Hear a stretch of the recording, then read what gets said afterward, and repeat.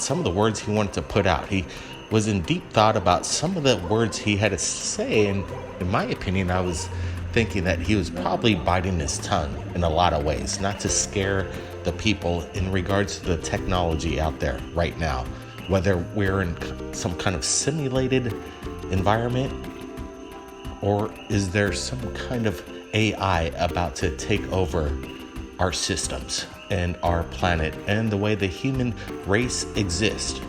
I want to get Brent's thoughts on some of the things that Elon Musk had to say, and we want to get your comments below on what you think of the interview you just heard on Joe Rogan's podcast. Yeah, it was quite candid. I got to give Elon Musk some respect to sit down for 3 hours with Rogan. And even Rogan asked some really good questions. I like the way this interview went. It was quite interesting.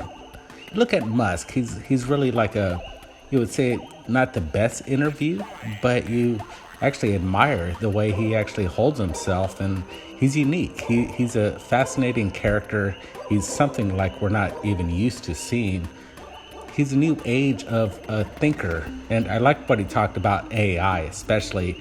He says basically it's upon us, and we are living in a cyber-connected world, a biological cyber-connected world with their cell phones, and he's kind of intimidated on what's going to happen in the future. He even took it to Congress. He talked to Congress people, and they basically didn't want to give him any credence in his definition of what could happen in the future with AI, Blake. Yeah, he actually met with Obama at one time to try to warn him about the AI. And you're right, Brent.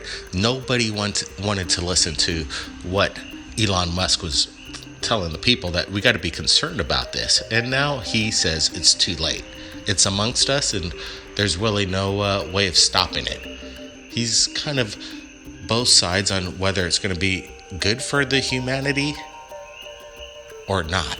And right now, we're still wondering if he already knows that it's going to be going down. In one case in the interview, which was quite surprising, he admitted that he is an alien. That was quite funny. Whether he's being a jokester about it or not, I'm not exactly sure. But Brent, what do you think? Yeah, that was interesting. You look at his demeanor, he really doesn't really laugh or really break out into any sort of laughter. And he basically said that with a straight face.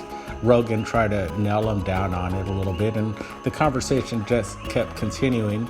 Yeah, I think it could have been maybe a little reference on him being a little a snide remark to Rogan's question and being a little humorous, but the humor didn't really fly.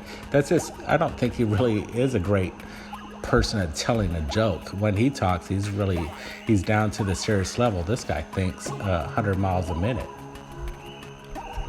Yeah, he says his mind basically runs on a continuous explosion kind of thinking, that he can't stop thinking about things. And some people are saying that either Elon's giving up of what he doesn't know, or he's hiding something.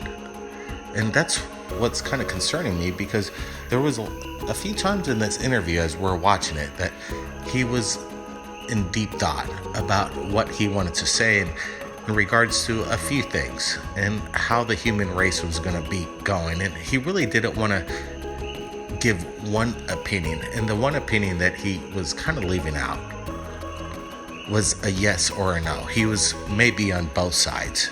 And I would have to say that would probably be the smartest thing he could do in this kind of interview. But it seems like he's holding something back. What do you think, Brent? And I want to get your opinions. Yeah, he says what I liked about his ideas on how we need to be a spacefaring race and basically search for the stars, and that's our pathway, and he feels that's a great way for the future. I think we all agree on that. And he basically says our Earth, and before the oceans boil, will be about 500 million years from now. I thought we had a little longer time on Earth, so we better start cooking on getting out to the stars.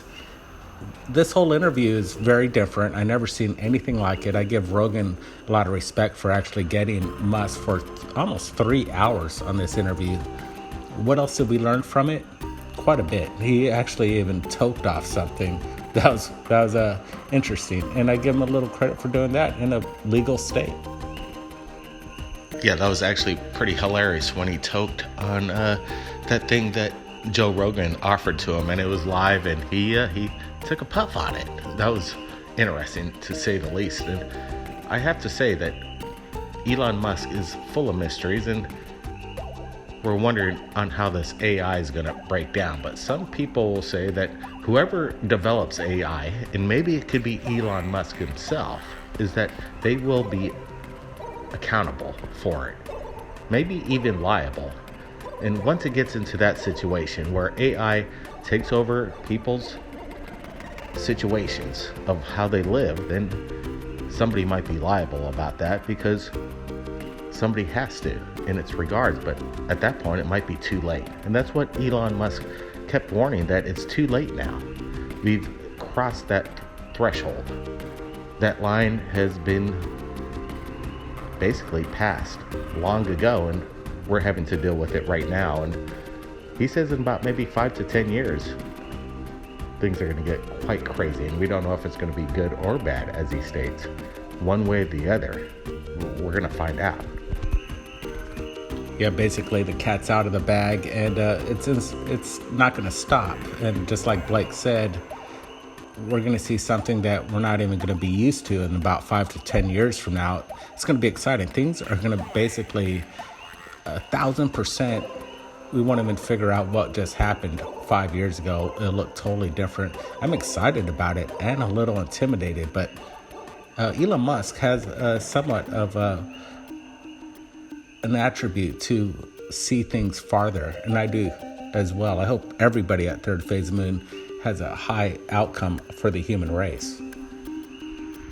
Thanks, Brian, and thanks for everybody for joining us on this discussion in regards to the Elon Musk Joe Rogan podcast today. Lots of insight that came out, and some people might think that it was a strange interview, but in my opinion, I think we learned a lot. Thanks for joining us right here at Third Phase Moon.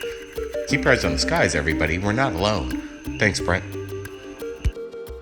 I predicted the Chernobyl meltdown 3 days before it happened. And I told him it was going to happen. Described the way it did happen. And nothing was done about it. I was in the military unit for remote viewing because it was a black unit that didn't exist.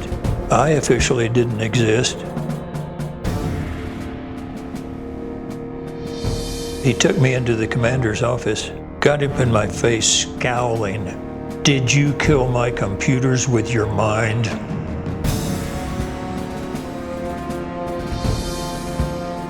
Commanding General Bert Stubblebine came and got me, took me back to DC, and wanted to form a unit that would do the same to enemy computers.